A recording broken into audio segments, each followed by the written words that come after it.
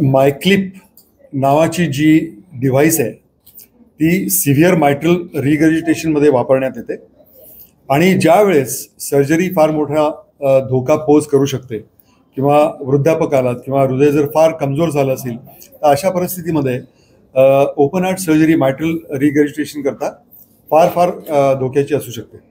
आणि अशा परिस्थितीमध्ये मायक्लिप जी इझिली ॲक्सेसिबल आहे, टू सम एक्सटेंट अफोर्डेबल पण आहे, अशा परिस्थितीत मला असं वाटतं की मेरिलनी जे काही प्रयत्न केलेत ते अत्यंत वाखाणण्यासारखे आणि ही क्लिप फार सुलभ आणि फार सोप्या पद्धतीने वापरण्यात येते. धन्यवाद.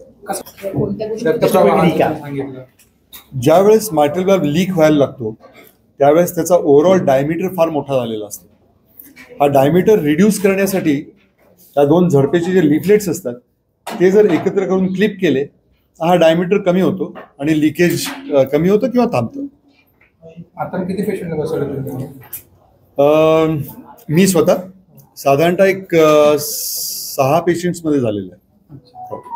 रिकव्हरी कशी होते पेशंटची म्हणजे सांगितलं किती दिवसात? मी सांगितल्याप्रमाणे पेशंट साधारणतः वॉर्डमध्येच 12 तासानंतर चालायला लागतो आणि 24 तासानंतर किंवा 36 तासानंतर पेशंट घरी गेलेला असतो. वयोमर्यादा काय? कोणत्या व्यक्तीने हे वयाच्या अटीनुसार? वय ही एक अट झाली, पण सगळ्यात महत्त्वाचं म्हणजे कधी कधी जर हृदय फार कमजोर असेल तर ते वयाच्या 45व्या वर्षी पण असू शकतं. पण साधारणतः मायट्रल रिगर्जिटेशन जर वयाच्या 65 किंवा 70च्या पुढे असेल आणि जर लिकेज खूप असेल तर अशा व्यक्तींनी मायक्लिपचा जरूर विचार करावा. थँक्यू.